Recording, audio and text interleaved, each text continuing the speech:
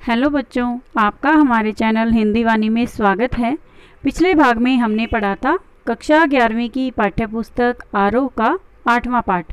पाठ का नाम है जामुन का पेड़ तथा इसके लेखक हैं श्री कृष्णचंद्र।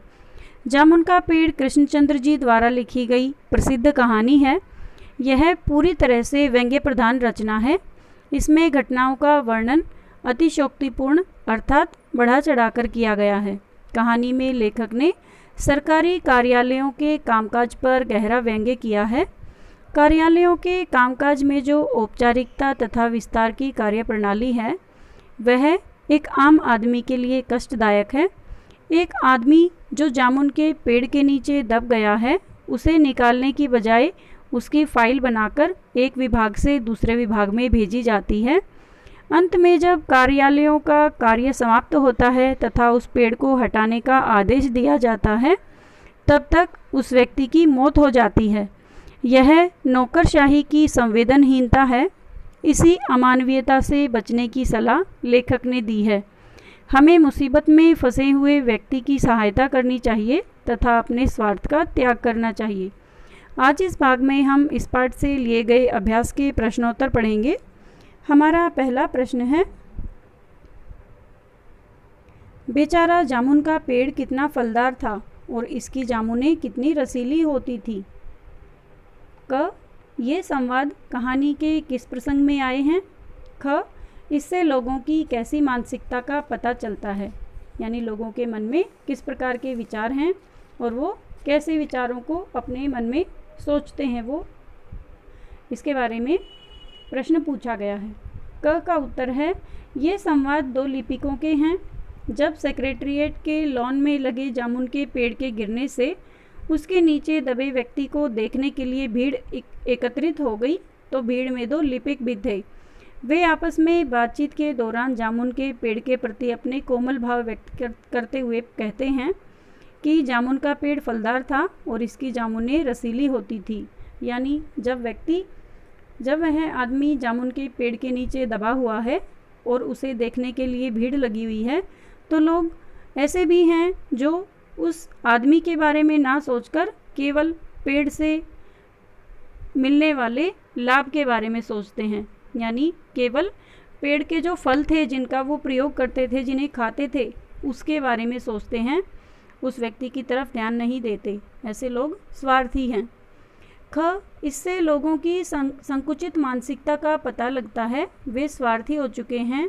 सही तो यह था कि वे लोग देर किए बिना ही पेड़ को हटाकर दबे हुए व्यक्ति को उसके नीचे से निकाल लेते।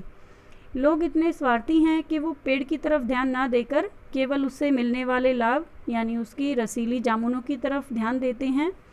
तथा यह सही होता कि लोग सबसे पहले उस दबे हुए आदमी को निकाल लेते, लेकिन उन्होंने ऐसा नहीं किया तथा वे अपनी मानसिकता को यहाँ पर प्रकट करते हैं। हमारा दूसरा प्रश्न है, दबा हुआ आदमी एक कवि है, यह बात कैसे पता चली और इस जानकारी का फाइल की यात्रा पर क्या असर पड़ा।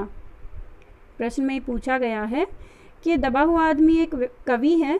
जब सबको यह बात पता चली तो उसके बाद उसकी फाइल का क्या किया गया। उत्तर है, जब पेड़ के नीचे दबे व्यक्ति की प्लास्टिक सर्जन द्वारा छानबीन करके रिपोर्ट भेज दी गई कि इस व्यक्ति का प्लास्टिक ऑपरेशन हो सकता है लेकिन वह मर जाएगा, इसलिए ऑपरेशन का फैसला रद्द कर दिया गया। उसी रात माली ने दबे हुए आदमी के मुंह में दाल भात डालते हुए उसे बताया कि उसका केस ऊपर चला गया है, उसकी फाइल को किसी दूसरे विभाग में भेज दिया गया है। कल सचिवालय में सेक्रेटरियों की मीटिंग होगी और सब काम ठीक हो जाएगा, यानी उसको निकाल दिया जाएगा। तब दबे हुए व्यक्ति ने एक आह भरकर मिर्ज़ा गालिब का यह शेर सुना दिया कि ये तो माना कि तगाफुल न करोगे लेकिन खाक हो जाएंगे हम तुमको खबर होने तक। तब माली ने पूछा कि क्या वह शायर है। तब उस दबे हुए व्यक्ति ने हाँ में सिर हिला दिया। इस जानकारी का फाइल की यात्रा पर यह प्रभाव पड़ा कि उसका मामला कल्चरल डिपार्टमेंट में चला गया। अब फाइल पर नए सिरे से विचार होने लगा। फाइल कल्चरल डिपार्टमेंट में अनेक विभागों में से गुजरती हुई साहित्य अकादमी के सेक्रेटरी के पास पहुंची तो वह सेक्रेटरीट पहुंचा और दबे हुए व्यक्ति से इंटरव्यू लेने लगा। दबे हुए व्यक्ति को सरकारी साहित्य अकादमी ने अपनी केंद्रीय शाखा का मेंबर चुन लिया। दबे हुए आदमी का मामला फॉरेस्ट डिपार्टमेंट को भेज दिया गया। दूसरे दिन जब फॉरेस्ट डिपार्टमेंट के आदमी पेड़ काटने के लिए आए तो विदेश विभाग ने उन्हें रोक दिया। प्रधानमंत्री की पेड़ काटने की स्वीकृति से जब सुपरिटेंडेंट कवि को यह सूचना देने गया कि कल यह पेड़ काट दिया जाएगा, तो उसने देखा कि कवि के जीवन की फाइल पूर्ण हो गई थी। यानी फाइल की यात्रा दबे हुए व्यक्ति या कवि के जीवन की यात्रा के साथ ही समाप्त हो गई थी। जब तक उस व्यक्ति को उस पेड़ के नीचे से निकालने का फैसला हुआ या आदेश दिया गया, तब तक उस व्यक्ति का जीवन ही समाप्त हो चुका था, उसकी मृत्यु हो गई थी। प्रश्न 3, कृषि विभाग वालों ने मामले को हार्टिकल्चर विभाग को सौंपने के पीछे क्या तर्क दिया? यानी कृषि विभाग वालों ने जब उसकी फाइल को हार्टिकल्चर विभाग को सौंपा तो उसके पीछे क्या तर्क दिए, क्या कारण बताया? उत्तर है, कृषि विभाग वालों ने मामले को हार्टिकल्चर विभाग को सौंपने के पीछे यह तर्क दिया कि पेड़ व्यापार विभाग के लॉन में गिरा है, इसलिए इस पेड़ को हटवाने या न हटवाने की जिम्मेदारी व्यापार विभाग की है। व्यापार विभाग ने फौरन लिखा कि पेड़ों को हटवाने या न हटवाने की जिम्मेदारी कृषि विभाग पर लागू होती है। तो कृषि विभाग ने मामला हार्टिकल्चर डिपार्टमेंट को सौंपते हुए उसे लिखा कि जामुन का पेड़ चूंकि एक फलदार पेड़ है, इस पेड़ को काटने की इजाज़त उसे ही देनी चाहिए। यानी सारा मामला जो था वो सब एक दूसरे पर टालने का प्रयास करते रहे तथा उस व्यक्ति को बचाया नहीं जा सका। उसकी फाइल जब तक पूर्ण हुई तब तक उसकी मृत्यु हो चुकी थी।